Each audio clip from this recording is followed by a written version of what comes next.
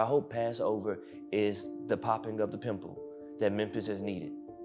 Because we all know it and we talk about it in shadows, but I hope our audiences come to this and say, yeah, no, why is it weird for me to hear words like this? Why haven't I let space in my heart for humanity? Because that's what this show's about. It's about humanity.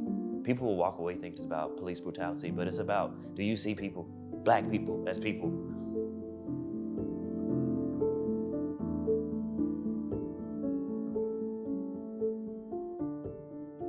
My name is Cleveland Maven the Fourth. I am playing Kitch. My pronouns are he, him, they. Let's see, alien superstar. Oh, I got a lot of pronouns, but yeah, I'm he, him, his. Yeah, so I actually didn't know anything about Passover until auditions came around. And when I started to do the research, and it clicked, it made sense, and it just felt like it was something I needed to do. And they were like, auditions is across the street. And I was like, well, no headshot and all, I just went. My name is Nathan McHenry. I use he, him pronouns. I'm a resident company member here at Playhouse, and in the show Passover, I play the role of Mr./Officer. This was the one show that I really wanted to do for my season here as a resident company member, so that's one role that I really asked for, partially because I think it's going to be a challenge for myself, but mostly because I think it's going to be a challenge for our audiences. It's packaged beautifully because Black people are talented at, taking our trauma and turning it into art. And after sitting with the script and after doing our read-throughs and working with everyone, it has hit so many points of contention for me and made me have to confront a lot of things that are happening daily, but we don't always register daily. And here with this script, you have two guys that are stuck in it. They don't get to look away. So it has begged me to answer the question of what am I looking away from? American theater has taken so much from us and continues to. And with this show being the first show to reopen on Broadway, it speaks back to a time in Broadway around the 70s when Broadway fell apart, and it was the Black shows that brought Broadway back. And the way Black artists and, not just our roles, but who we are has been so kicked out and put to the side.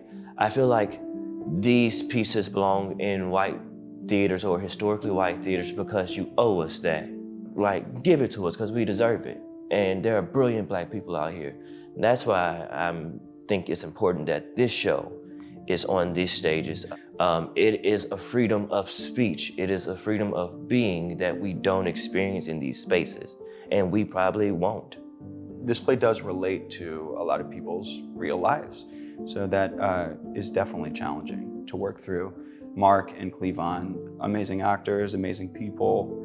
I am privileged to have worked with both of them in the past. So it's great to have that friendship, that connection. That definitely helps.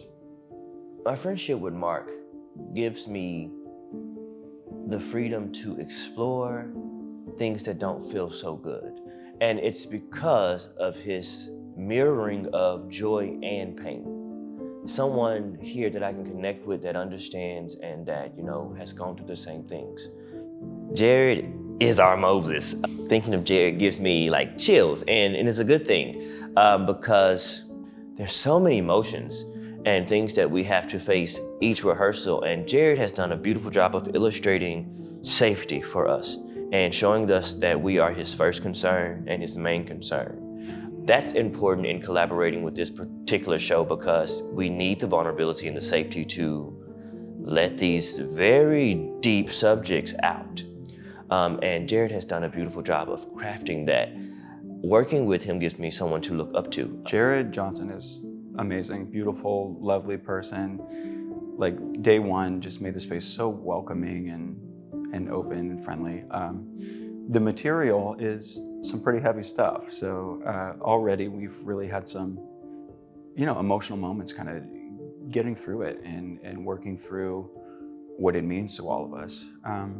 Claire D. Kolheim is the assistant director, and she's so insightful and has so many wonderful things to say. Yeah, the Waiting for Godot parallels are definitely there in the script, mostly in just the external things, that it's happenstance, two guys chilling on the street, not a lot happening until everything happens.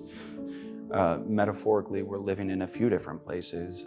Ancient Egypt, which you can think about the title Passover and how that relates. And we're kind of on a metaphor of a plantation as well. So that plays a lot into my characters. But the two different characters are Mr. and Officer, who's a police officer.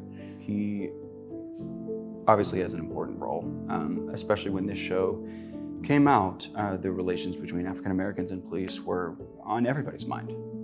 And so that's a very important part of the play. But when people see the character of Mr., even though he lives in somewhat of a heightened reality, I'd like for especially our white audiences to view him as a mirror.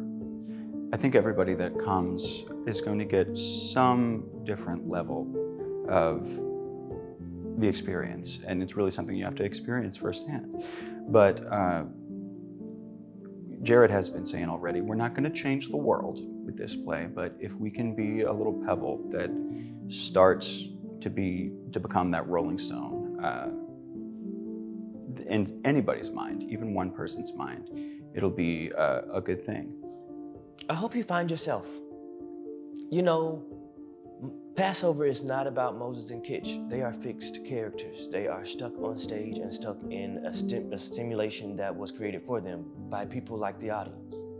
Whether you're black, white, or anything, this show does not give room for elitism, classism, racism, homophobia, anything. So I think what audiences are going to be taking away with is a real confrontation with who they are in the mirror.